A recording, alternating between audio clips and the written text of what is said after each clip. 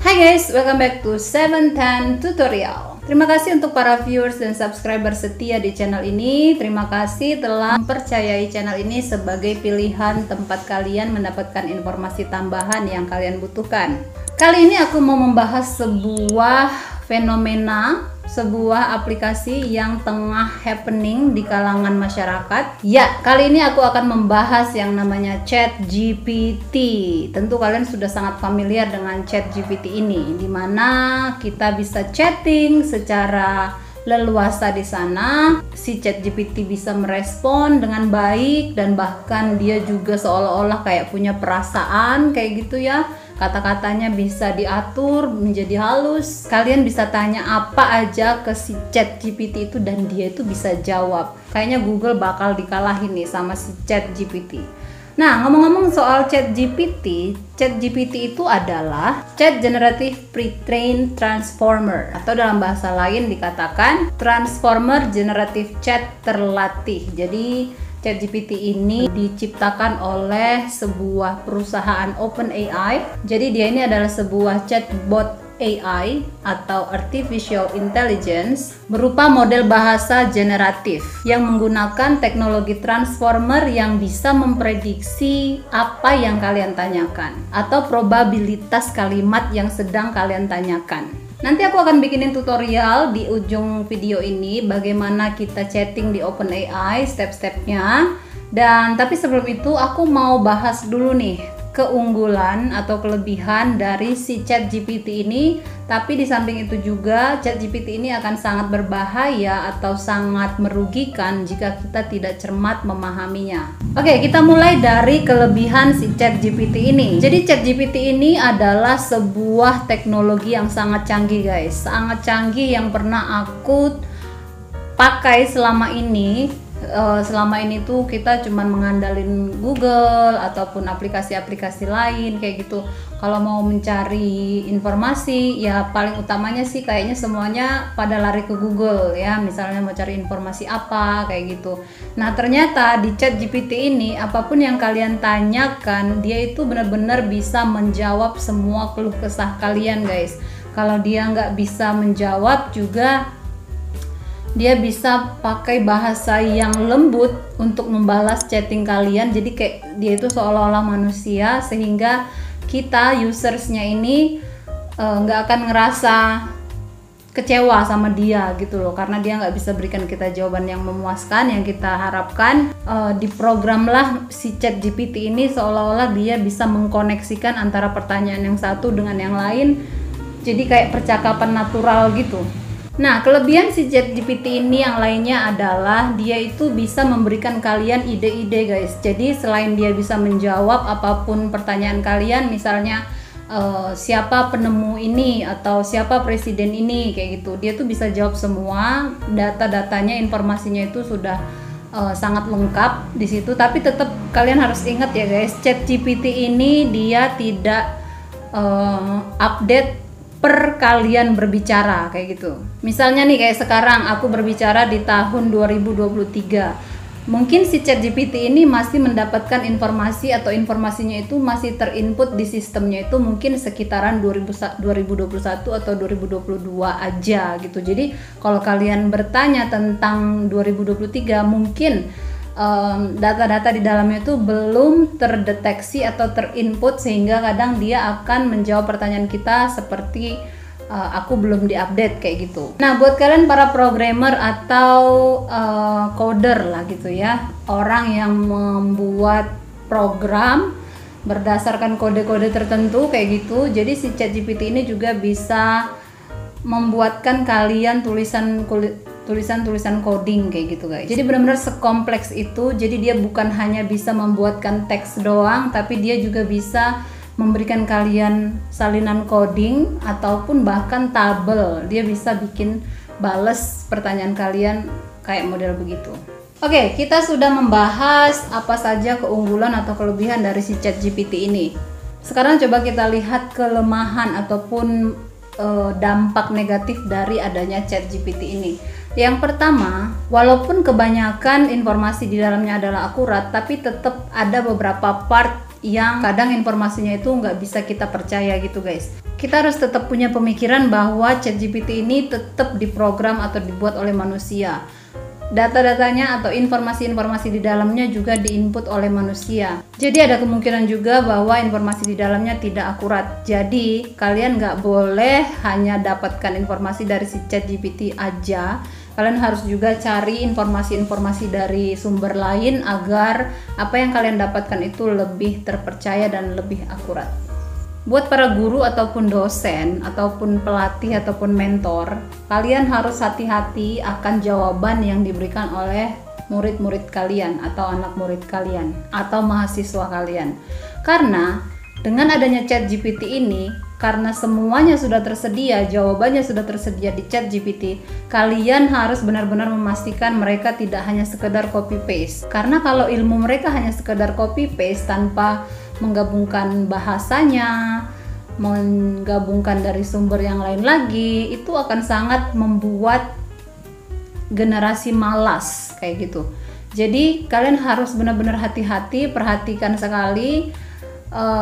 Kalau kalian memberi tugas ke anak-anak, pastikan tugas itu bukan berbentuk informasi, bukan hanya sekadar berbentuk informasi aja, tapi kalian coba berikan tugas kepada murid-murid kalian atau mahasiswa kalian yang lebih ke arah logical thinking atau cara berpikir kreatif, atau mungkin project, hands-on activity kayak gitu. Jadi benar-benar tidak comot-comot dari si ChatGPT aja. Oke guys, jadi menurut aku itu aja dulu kelebihan dan kekurangan dari si ChatGPT ini. Tetap kalian harus bijak menggunakannya ya guys. Kalau kalian menemukan ada anak-anak yang memakai ChatGPT ini, pastikan kalian mengawasi mereka, jangan sampai mereka mencari informasi-informasi yang salah atau menyesatkan mereka, yang membuat mereka menjadi jahat dalam tanda petik kayak gitu ya. Dan kalau kalian adalah orang dewasa yang menggunakan ChatGPT ini, kalian harus lebih kreatif lagi. Jangan asal comot-comot aja, karena informasi di dalam ChatGPT ini juga terbatas. Oke guys, nah sekarang kita akan masuk ke tutorialnya bagaimana cara menggunakan si ChatGPT ini. Oke, langsung aja kita ikutin video tutorialnya. Oke guys, langsung aja kita masuk bagaimana cara menggunakan ChatGPT atau aplikasi dari OpenAI ini. Nah, di sini kita buka aja di Google. Nah, di Google ini kalian ketikkan aja ChatGPT lalu dicari. Nah, di sini kalian lihat yang paling atas ini openai.com. Langsung aja diklik. Nah, di sini aku sudah pernah masuk ya guys, dengan menggunakan nomor HP. Nah, makanya tampilan aku kayak gini sekarang. Tapi kalau kalian belum pernah masuk sebelumnya, akan dimintain nomor HP. Oke, langsung aja kalian klik di bagian Try ChatGPT ini. Oke, welcome to ChatGPT, login. Nah, welcome back karena aku udah pernah masuk ya guys ya. Jadi di sini langsung aja continue with Google. Di sini kalian pilih email yang mau kalian pakai. Oke deh, langsung aja kalian pilih emailnya yang mana. ChatGPT langsung di next kan aja. Ini juga next. Oke, langsung done. Nah, misalnya kita tanya berapa 6 tambah 7. Nah, dia langsung bisa menjawab 6 tambah 7 sama dengan 13. Sesimpel itu karena kita juga bertanya 6 tambah 7. Terus kita coba tanya seolah-olah kita bercakap-cakap dengan manusia. Misalnya kayak gini. Tapi ibuku bilang 9. Kita lihat apa responnya.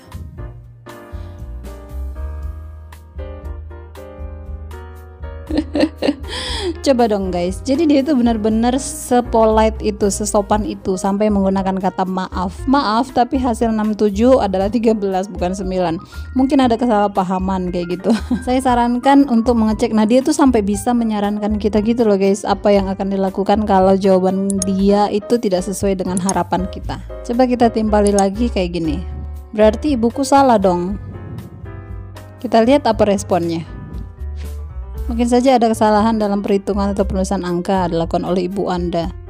Dia itu menggunakan atau menjelaskan dengan bahasa yang benar-benar kita terima kayak gitu ya, jadi nggak menyakiti hati kita. Coba kita timpali lagi kayak gini guys. Tapi ibuku selalu benar, apa responnya? Tuh guys, coba dong kalian lihat. Aku kan bilang gini ya, tapi ibuku selalu benar. Dia tuh sampai pengertiannya itu gitu loh. Saya mengerti bahwa sebagai anak kita mempercayai dan menghormati pendapat orang tua kita. Ini tuh gila sih, bener-bener bot ini kan mesin ya, mesin gitu. Tapi dia tuh bisa kayak humble gitu loh jawabnya. Oleh karena itu, jika Anda merasa ada yang tidak sesuai dengan perhitungan kemampuan ibu Anda dapat berbicara dengan baik. Dia tuh menyarankan kalau ada jawaban yang nggak pas, dia tuh menyarankan sebaiknya kayak gimana gitu. Dia bilang sebaiknya berbicara dengan baik dan mengklarifikasi. Oke, coba kita timpali lagi. Ibuku kurang pinter ya. Kita lihat, ibuku kurang pinter ya. Tuh dia jawabnya, saya mohon maaf jika Anda merasa kesulitan dalam memahami menyelesaikan masalah dengan ibu Anda. Saya ingin mengingatkan bahwa setiap orang memiliki kemampuan dan kelebihan masing-masing. Ya ampun, dia tuh benar-benar tolerable banget ya. Nah ini kan kita mencoba dalam bahasa Indonesia ya guys. Coba kita langsung dalam percakapan yang sama kita pakai bahasa Inggris. Can I ask you another question? Nah dia langsung bisa menjawabnya dengan bahasa Inggris juga. Yes of course, please feel free gitu ya. Jadi langsung switch language, dia bisa banget tuh. Nah ini tadi kalau aku bilang sama kalian, dia tuh bisa bikin coding gitu ya guys. Misalnya gini, tuliskan bahasa pemrograman Python yang benar. Berikut contoh penulisan kode Python, print hello dunia kayak gitu. Jadi dia tuh bisa menggunakan, kalian bisa nanya coding apa gitu sama dia tuh bisa bahasa pemrograman. Dia tuh bisa semua bahasa pemrograman gitu ya guys.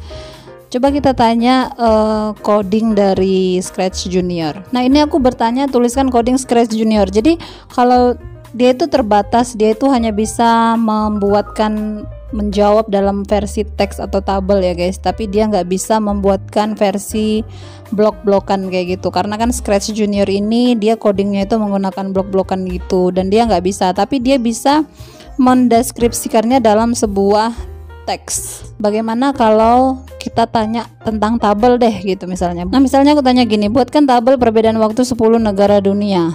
Nah gini balasannya guys, berikut adalah tabel perbedaan waktu 10 negara dunia. Dia akan mencari 10 negara nih, kalian lihat ya ada 10 negara, dan dia akan menjelaskan perbedaan waktunya. Kalau di zona waktu ini perbedaan waktunya 14 jam plus 14 jam, Samoa plus 13 jam, dan seterusnya kayak gitu. Jadi dia tuh udah sedetail itu bisa menangkap pertanyaan kita dengan sangat jelas dan sangat jeli gitu guys. Jadi dia tuh bener-bener detail sih menurut aku ya. Bagus banget sih ChatGPT ini. Oke, demikian tutorial kali ini. Jangan lupa like dan subscribe kalau kalian suka, dislike kalau tidak suka, dan juga bagikan video ini buat teman kalian yang membutuhkan informasi seperti ini. Jangan lupa juga nyalakan lonceng notifikasinya guys, karena ke depan aku akan terus upload video-video tutorial menarik dan tentunya bermanfaat untuk kalian semuanya.